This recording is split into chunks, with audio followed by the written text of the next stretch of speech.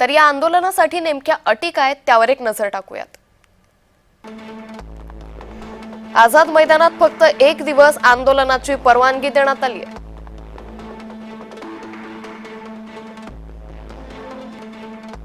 फक्त 5000 आंदोलकांनाच आंदोलनासाठी परवानगी आहे।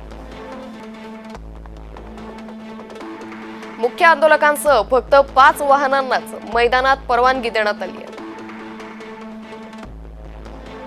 शनिवार रविवार आंदोलनाला परवानगी नाहीये, तर मोठ्या संख्येने आलेल्या आंदोलकांसाठी पर्याप्त जागा उपलब्ध करून देण्यात आलेली नाहीये। सकाळी 9 ते सायंकाळी 6 वाजेपर्यंतच आंदोलनाला परवानगी देण्यात आली आहे।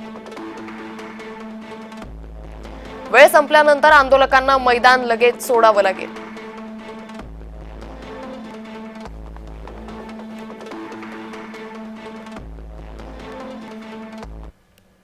तर मनोज जरांगे पाटील यांच्या हमीपत्रात नेमकं काय म्हटलंय त्यावरही एक नजर टाकूयात। सकाळी 9:30 ते सायंकाळी 5:30 या वेळेतच आंदोलन होईल।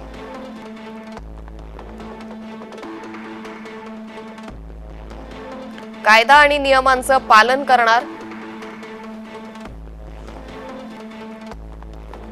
पोलिसांच्या नियमित संपर्कात राहणार,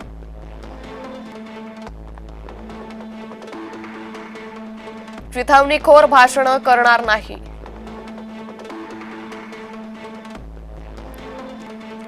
जाळपोळीची कृती होणार नाही,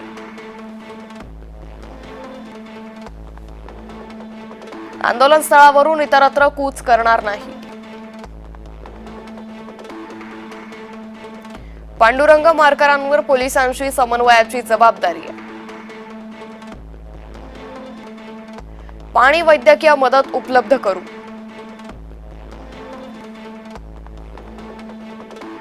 आंदोलकांची संख्या मर्यादित ठेवणार, ठरलेल्याच ठिकाणी आंदोलन करण्यात येईल,